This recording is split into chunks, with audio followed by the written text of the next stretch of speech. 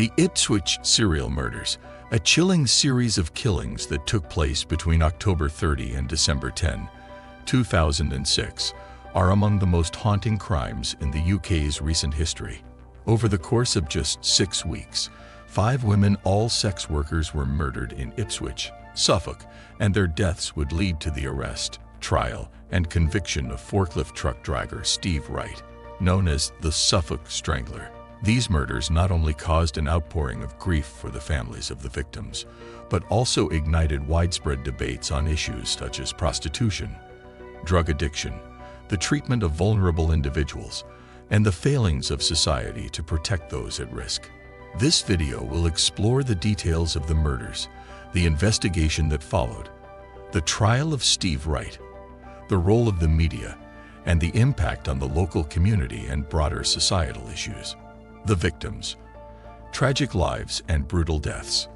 The 5 victims of the Ipswich serial killer were all sex workers, living on society's margins and struggling with addiction and poverty.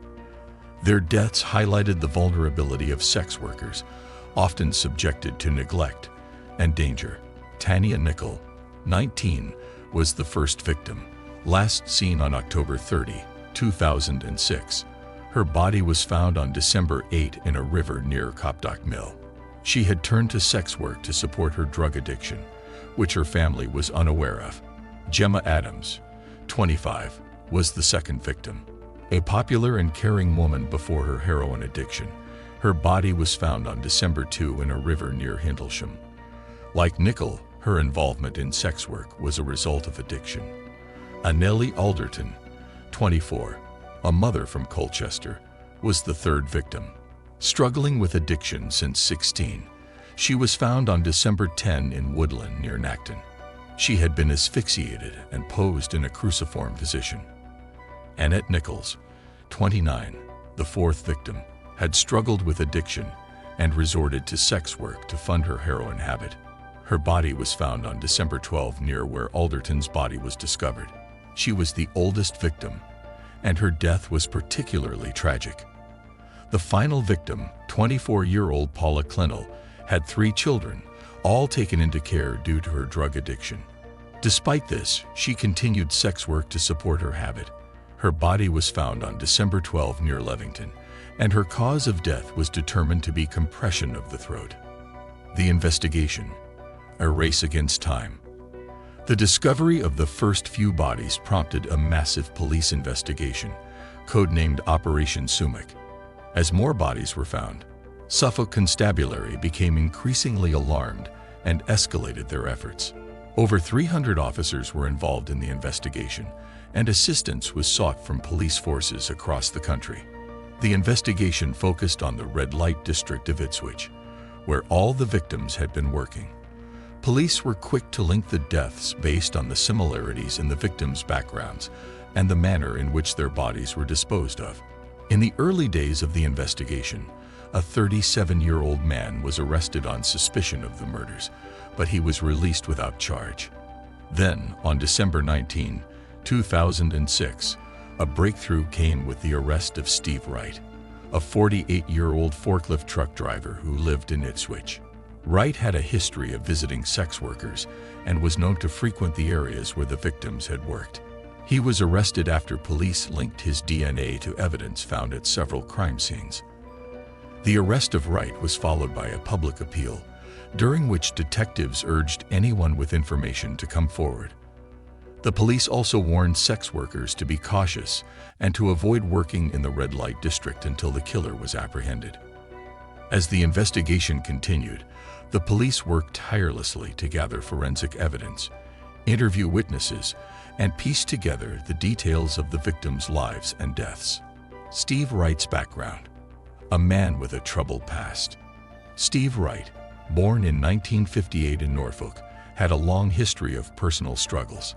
He had worked in a variety of jobs throughout his life, including as a steward on the Crew E2 and a lorry driver, but he had never managed to maintain a stable career. His financial troubles, including large debts and a history of gambling, led to his bankruptcy. He had been married twice and had children, but both marriages ended in divorce. Wright's relationships were often marked by instability and emotional turmoil, and he had attempted suicide twice before the murders. Wright had a history of paying for sex, which he admitted to during his trial. His fascination with sex workers had been a part of his life since the 1980s, and he had been known to frequent the red light district in Ipswich. Investigators discovered that Wright had been living in a flat close to the area where the victims had worked, raising suspicions that he might be the killer. When Wright's DNA and fiber evidence were found on the bodies of the victims, it became clear that he was connected to the murders. Despite his denial of any involvement in the killings, the evidence against him was overwhelming. DNA samples collected from the victims matched Wright's, and forensic analysis showed that the fibers found on the victims' clothing were consistent with the clothing Wright had worn. The police also discovered items that belonged to the victims in Wright's flat, further cementing his connection to the crimes. The trial. Justice served. Steve Wright's trial began in January 2008 at Ipswich Crown Court. The prosecution argued that Wright had meticulously planned the murders and targeted vulnerable women, whom he could control and ultimately kill. The prosecution also highlighted the fact that some of the bodies had been posed in a ritualistic manner, with the victims' bodies arranged in a cruciform position. This suggested that the murders were not the result of random violence, but were part of a carefully executed plan. The defense, however, argued that while Wright had engaged with the victims as clients, he was not responsible for their deaths. They suggested that Wright was being scapegoated for a series of murders that he did not commit. The defense also pointed out that there was no direct evidence linking Wright to the actual killings, and that his DNA could have been present on the bodies of the victims because of his involvement in sex work. Despite these arguments, the jury found Wright guilty of all 5 murders after just 8 hours of deliberation. On February 22, 2008, Wright was sentenced to life imprisonment, with the judge recommending that he serve a whole life sentence without the possibility of parole. The judge noted that the murders had involved a substantial degree of premeditation and planning, and that Wright's actions had been calculated and cold-blooded. The role of the media, sensationalism, and scrutiny. The media's coverage of the Ipswich murders was extensive and at times sensational. The press quickly dubbed Wright the Suffolk Strangler, and comparisons were drawn between him and notorious serial killers such as Peter Sutcliffe, the Yorkshire Ripper. The media's portrayal of Wright as a cold-blooded killer stoked public fear and fascination, as the case seemed to echo other infamous murders of sex workers. However, there were concerns that the media coverage could jeopardize Wright's right to a fair trial. The Attorney General issued a warning to the press in December 2006, urging restraint in their reporting to avoid prejudicing the judicial process. Despite these concerns, the media continued to focus heavily on the case, raising questions about the ethics of such extensive coverage.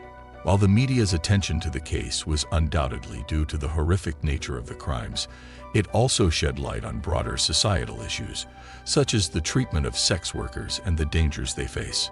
The coverage sparked debates about the laws surrounding prostitution and the need for better protections for vulnerable individuals involved in the sex trade. The aftermath, reflection, and societal impact. The Ipswich murders left a deep scar on the local community. The families of the victims were forced to cope with their tragic loss, and the people of Ipswich were forced to confront the uncomfortable reality of street prostitution in their town. The investigation and trial brought to light the systemic issues faced by sex workers, many of whom were dealing with addiction and had limited options for escape. In the wake of the murders, there was a growing recognition of the need for better support systems for individuals involved in sex work. Advocates for the rights of sex workers called for changes to the law, including the decriminalization of prostitution and increased protections for women working in the sex trade. The case also sparked a broader conversation about drug addiction, mental health, and the role of society in supporting vulnerable individuals. The investigation into the Ipswich serial murders is a stark reminder of the dangers faced by society's most vulnerable individuals. If you found this story as haunting and thought-provoking as I did, Please hit that like button, share this video with your friends, and don't forget to subscribe. Leave a comment below with your thoughts on this case. How do you think we can better protect vulnerable people in society? Thanks for watching, and I'll see you in the next video.